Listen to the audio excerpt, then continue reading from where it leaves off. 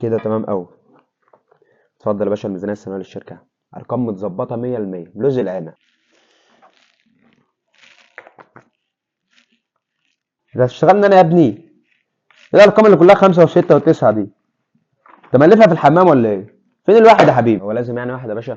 اكيد صدفه يعني. لا مش صدفه يا حبيبي، الرياضيات بتقول انك كذاب. دي نفس اللي اشتغلها اللي عملتها دوله كامله عشان تدخل الاتحاد الاوروبي واتقفشت فيه.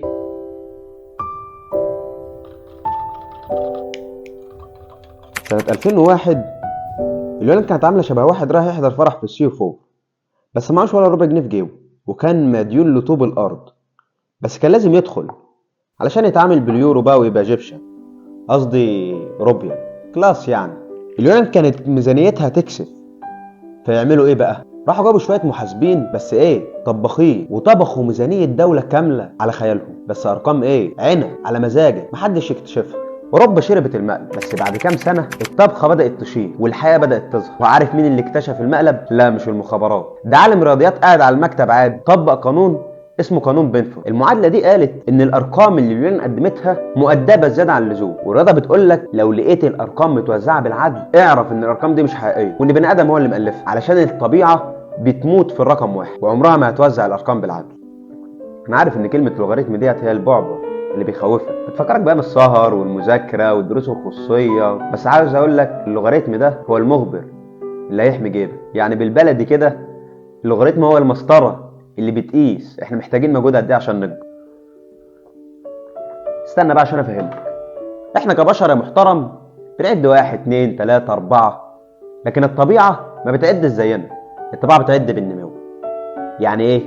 يعني علشان تزيد من 1000 جنيه ل 2000 جنيه محتاج تضاعف مجهودك، هتشتغل بنسبة 100%، بس عشان تزيد من 9000 ل 10000 انت محتاج تعمل مجهود 11% بس من مجهودك، يعني خبطة واحدة والتسعة تبقى 10.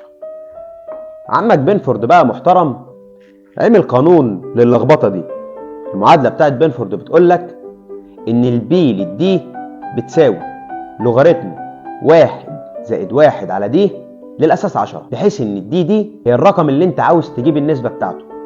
يعني ايه؟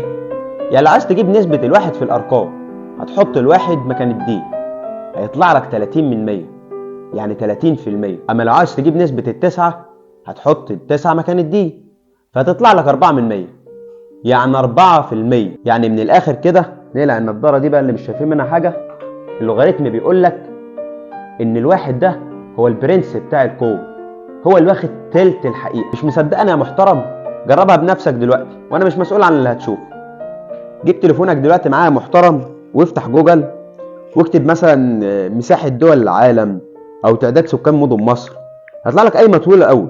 خد اول رقم على الشمال من كل رقم يقابله وعدهم، هتلاقي ان الارقام اللي بتبدأ بواحد مكتسحة، والاعداد اللي بتبدأ ب8 او 9 او 7 قليلة جدا، تكاد تكون تقضية واجب. لو طبقت ده على اي بيانات حقيقية مش متألفة، قانون بينفورد واللوغاريتمات هيطلعوا لك صح 100% بالملي. قانون بينفورد واللوغاريتمات هم جهاز كشف الكذب الكوني اللي بنكشف بيه اي كذاب في الاعداد. في النهايه اللوغاريتمات والرياضيات مش موجوده عشان تعقدنا في اللي جاي، دي موجوده عشان تقول لنا ان الحقيقه لها رتم معين ما يعرفش يظهره حتى وزير ماليه شاطر. الجمال كله انك لما تعرف لغه الارقام مفيش نصاب هيعرف يشتغلك، عشان هتبقى عرفت الخيط المخفي اللي بيربط الكون كله ببعضه.